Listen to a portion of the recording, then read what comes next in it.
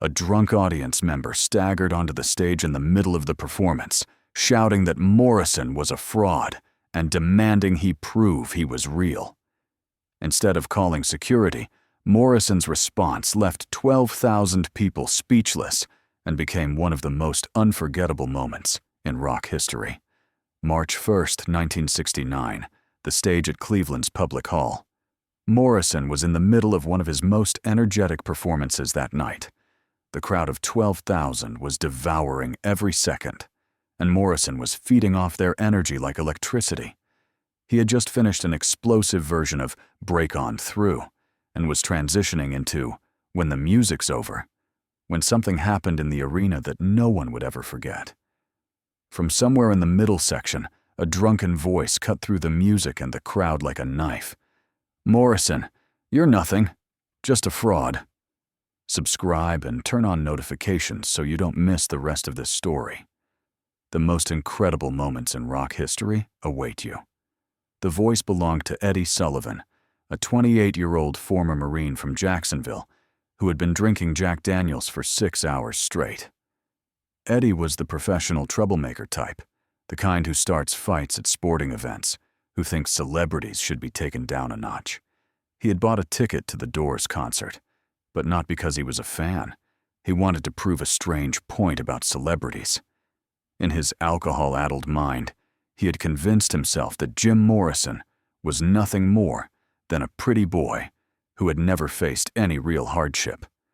Morrison's leather pants, his poetry, his stage persona, it was all fake, all a show. Eddie had planned this night to unmask Morrison, and the whiskey gave him the courage he needed.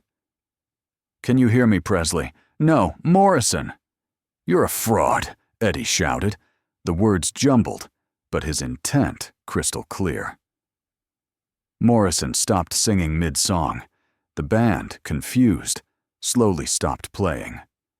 12,000 people turned their heads to see this drunk man standing on his chair, swaying slightly, aggressively pointing at the stage. Morrison's initial reaction was what you'd expect from any professional performer. He tried to handle the situation with humor and redirect the energy back to the show. But the interesting thing about that moment was the expression on Morrison's face.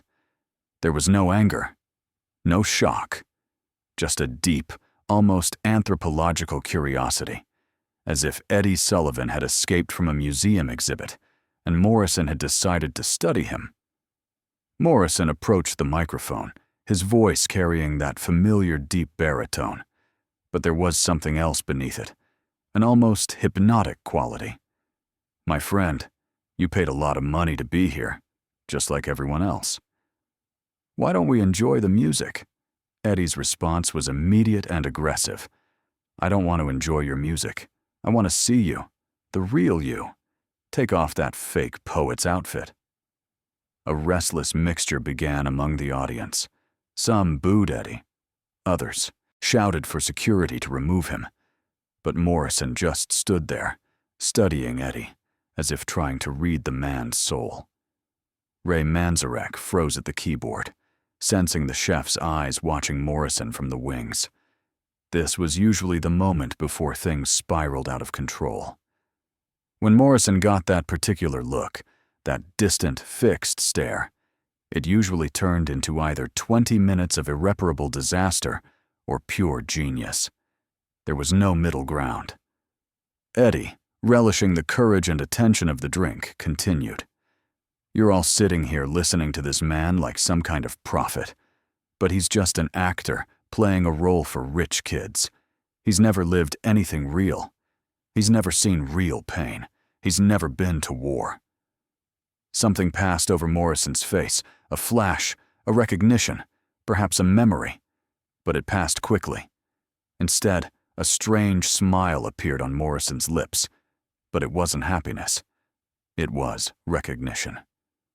What Eddie Sullivan had said had triggered something in Morrison, but it wasn't anger or defense. It was something deeper, more complex. Morrison began walking toward the edge of the stage, his movements deliberate and measured. The arena fell silent.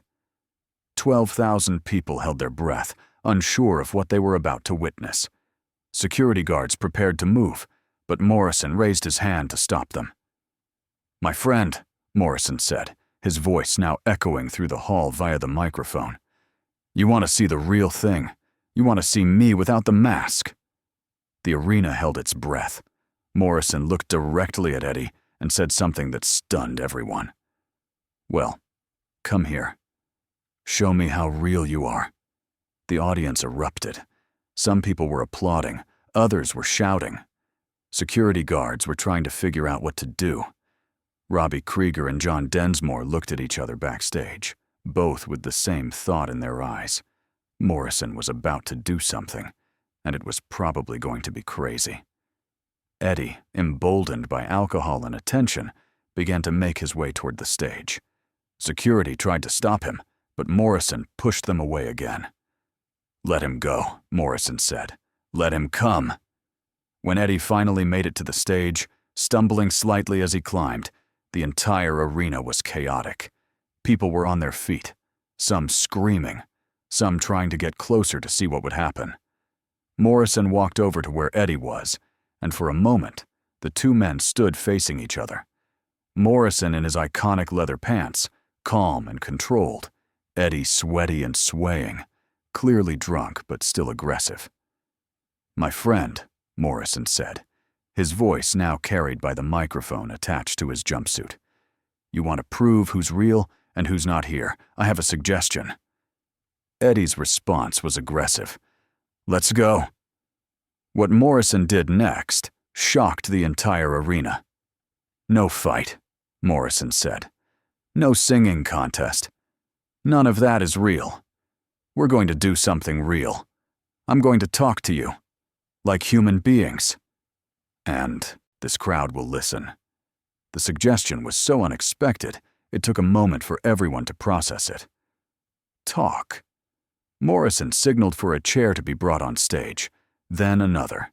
2 chairs facing each other in the middle of the stage.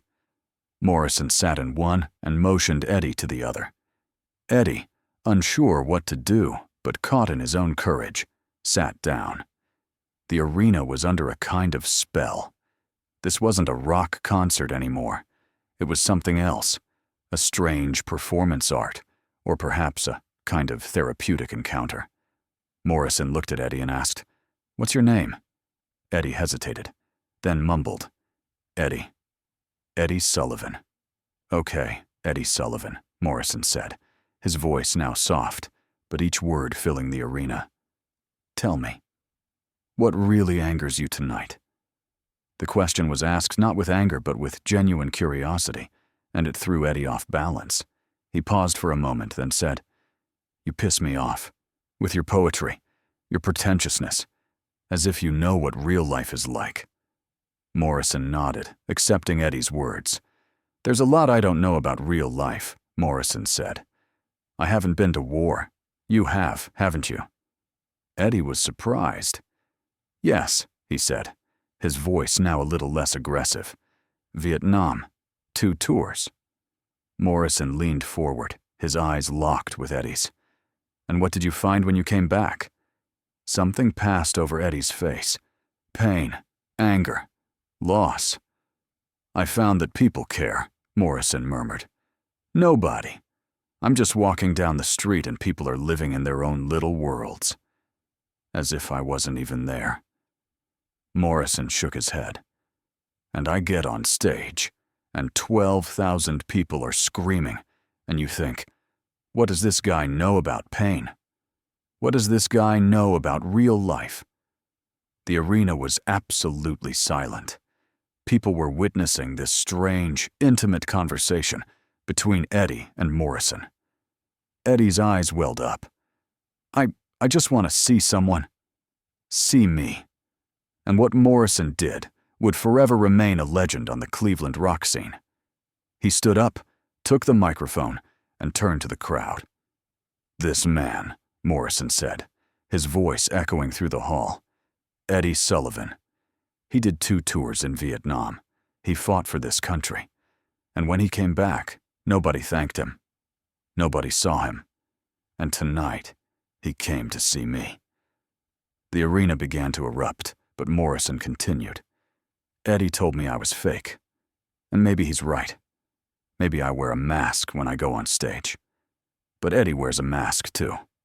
We all do. Because showing our true selves is too scary. Morrison turned to Eddie. I'm going to show you something, Eddie. Something real. Do you know what my fear is? Morrison paused, looked at the crowd, then turned back to Eddie. My fear is that one day I'll step onto the stage and find nothing but emptiness. All these words, all these songs, they'll all be lost, and nothing will remain. Because maybe you're right. Maybe I don't know real pain. But I know loneliness, Eddie. And I know what fear is. The audience was now completely silent. Morrison put his hand on Eddie's shoulder. You came here tonight to challenge me. But that's not the real challenge. The real challenge is this. Can two people really talk to each other without masks? Eddie was clearly emotional now. I just want people to care. Morrison turned to the crowd. A round of applause for Eddie Sullivan. A man came here tonight and became real. And that takes more courage than I have. The arena gave a standing ovation. People were shouting, some were crying. Eddie looked around in amazement. Morrison handed him the microphone. Eddie, do you want to say something to the people? Eddie took the microphone, his hand trembling. I just want to say that. Eddie paused, then continued. I'm sorry. I'm sorry for yelling at Morrison. And thank you all for putting on the show. Morrison smiled, a real smile for the first time tonight. Now, Eddie, Morrison said, I want to show you something. Something real. You showed me pain. Now I'll show you poetry. And maybe they're the same thing. Morrison gestured to the band. Ray, give me a slow rhythm. Manzarek touched the organ keys, starting a slow, sad melody. Morrison stood beside Eddie and began to speak. Not poetry, but song. Just words, from one man to another. The words were about a man who felt lost, about a man returning from war, about a man no one understood. Morrison was improvising, drawing the words from Eddie's story, from his own fears, from the space between them. The crowd listened, spellbound. This wasn't a Doors song. This wasn't something on a record. This was Morrison creating it for Eddie Sullivan right then and there, and everyone was witnessing it. When the words ended, Eddie was crying. Morrison embraced him, and the crowd went wild. What Morrison did next would change Eddie's life. Eddie, Morrison said, would you like to stay here and watch the rest of the concert? Right next to the stage? Eddie nodded, unable to speak. Morrison had the stage crew bring a chair, and Eddie sat at the edge of the stage for the rest of the show, occasionally joining Morrison in the songs. The Doors delivered one of their best performances for the rest of that night. Morrison spoke every word, every movement deliberate. But now everything felt different. The crowd wasn't just watching a concert. They had witnessed a transformation. When Morrison looked at Eddie at the edge of the stage, they shared a momentary eye contact, and everyone could feel that connection. When the show ended, Morrison did one last thing. He addressed the crowd. Tonight, we all learned something. Eddie taught me to be real. And what I ask of you is this. If anyone here feels alone, lost, unseen, please know that you are seen. Every person in this room carries a story, and every story matters. After that night, Eddie Sullivan stayed in Cleveland for 3 days. Someone from Morrison's crew gave him tickets to the Doors' remaining 2 concerts in Cleveland. But more importantly, Morrison wrote something for Eddie. Phone numbers, connections, places where he could access resources for Vietnam veterans. Morrison did this quietly, without cameras, without the press. Just one man helping another. When Eddie finally returned to Jacksonville, his life had changed. He had gone on stage that night as an enemy, but he left as something else. A friend, perhaps, or at least, someone who had been seen. The story of Morrison and Eddie spread quickly among those who left the venue that night. Stories appeared in rock music magazines. Radio DJs discussed the incident, and other performers took notice. They began talking about how Morrison handled the fight, or rather, didn't handle it. Instead of using security measures or legal action, Morrison had tried something more dangerous: empathy. Morrison showed us that every fighter is just a person having a bad day, explained a radio host in Cleveland. That night, Morrison showed 12,000 people how to truly listen. The incident was also significant for Morrison because it reinforced his belief in his art.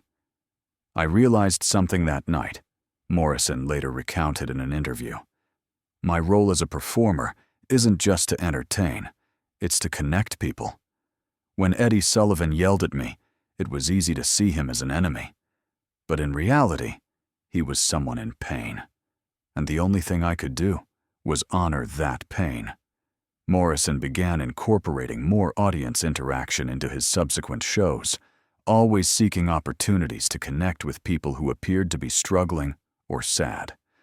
The story of Morrison and Eddie Sullivan became a lesson in how to handle conflict. Instead of meeting aggression with aggression, Morrison chose to meet it with curiosity, compassion, and creativity. He turned a potential fight into a teaching moment. He transformed a hostile confrontation into a healing experience. And he turned an enemy into a friend. Morrison proved that night that the way to beat your enemies is not to fight them, but to love them until you understand them, said a music critic who later wrote about the incident. Today, Morrison and the audience story is cited by rock historians as the best example of Morrison's shamanic approach. The stage was not just a performance space, it was a place of healing, a place of transformation. Eddie Sullivan recounted that night for the rest of his life. "It wasn't Morrison's show that changed me," Eddie said in an interview. "It was Morrison listening to me. Really listening. He didn't just see me as a drunk who needed to be removed. He saw me as a human being." The confrontation between Morrison and Eddie Sullivan reminds us that behind every act of aggression, there is usually a person in pain. And it shows us that the strongest response to hostility is not more hostility. It is understanding, compassion, and the desire to see the humanity in everyone. Morrison could have thrown Eddie out. He could have made jokes at his expense. He could have used his power and position to humiliate him. Instead, he chose to help him, to heal him, and to show 12,000 people what real power looks like. That's why, even nearly 50 years later, people still talk about the night Morrison turned a spectator into a friend. It wasn't just great entertainment, it was great humanity. If this incredible story of turning conflict into compassion has moved you, don't forget to subscribe and hit the like button. Share this video with someone who needs to hear about the power of choosing understanding over anger. Have you ever had a moment where someone's kindness completely changed your perspective? Let us know in the comments.